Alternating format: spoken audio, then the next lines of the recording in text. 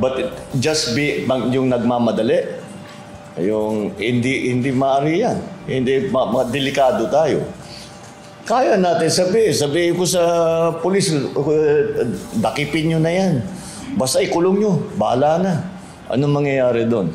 Sira yung kaso natin. Aminado si Pangulong Ferdinand Marcos Jr. na nadidismaya na ang publiko sa bagal ng pag-usad ng mga investigasyon pagdating sa flood control scandal. Ayon kay PBBM, araw-araw siya nakakatanggap ng mga mensahe na nagsasabing dapat nang ipakulong ang mga tiwaling opisyal ng gobyerno. Ngunit paliwanag ng presidente, delikado kung mamadaliin ang isinasagawang investigasyon, maging ang pagsasampa ng mga kaso. Dapat anyang mapatibay muna ang lahat ng mga ito upang matiyak na walang makakalusot oras na pumasok na sa paglilitis.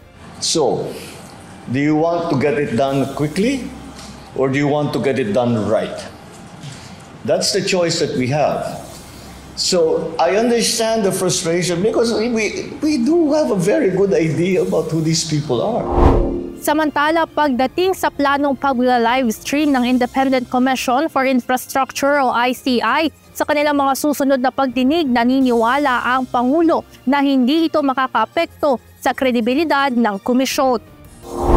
I don't think it has an effect on the credibility of the process. I think it's a practical matter, really. Giit pa nito, wala namang problema kung nais isa publiko ng ICI ang kanilang mga hearing. Ngunit dapat ayusin ng komisyon ang kanilang guidelines upang alam nila kung paano ang magiging proseso nito. Subalit para sa Pangulo, walang bentahe ang kanyang opinyon pagdating dito dahil iginagalang pa rin ng executive branch ang pagiging independent body ng ICI. Talagang rinirespeto namin yung unang I, independent Commission on Infrastructure. Let us make sure we are making sure that they are truly independent. So those decisions have to be left to them. Evan Alvarez, UNTV News and Rescue. Diyos ang aming sandigan, serbisyo publiko ang aming pinahahalagahan.